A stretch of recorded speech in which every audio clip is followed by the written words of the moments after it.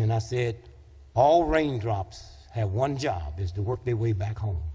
He said, what do you mean? I said, well, when they hit that water, they got to work their way back. If they hit the land and the dirt, they got to work their way back to the river, to the stream, to the ocean.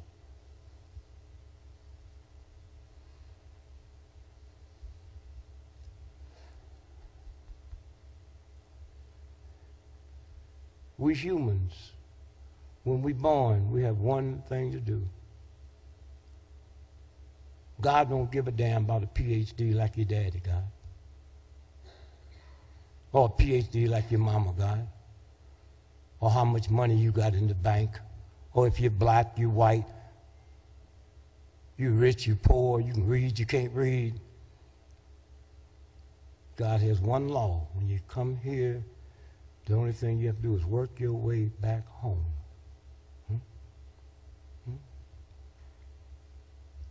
I brought you through that little door called your mama's womb. But all you got to do is work your way. And I have one restriction. You better be as clean when you get back as you was when I put you here.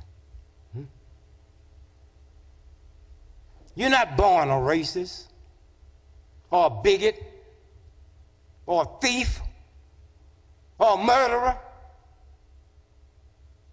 You pick that up on the way. And then I said to my grandson, let me explain this to you a little better.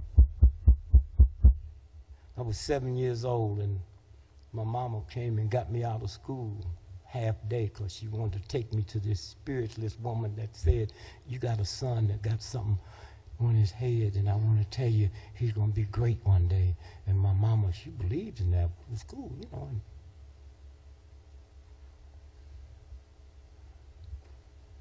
And so I got home, and we had to be there at 1 o'clock, so she washed my face and put my little suit on and dressed me up. It was raining like hell. She said, now you sit here on the porch, I'm going to go get dressed, and don't you get dirty. I'm 7 years old. All the big boys is down playing in the rain. So I go to play with them, and they mad because I'm all dressed up. They threw me in the mud, and I ran up and knocked on the door. Mommy, mommy, mommy, look what that. She opened the door and said, boy, just look at you.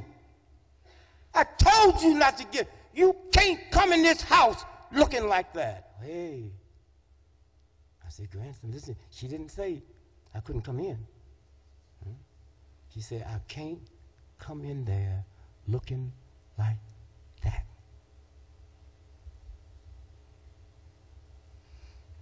And I say, so son, just hope that you carry yourself in a way that when you get to that big door, you won't hear coming out that door what my mother said to me. You can't come in here looking like that. It's just that simple.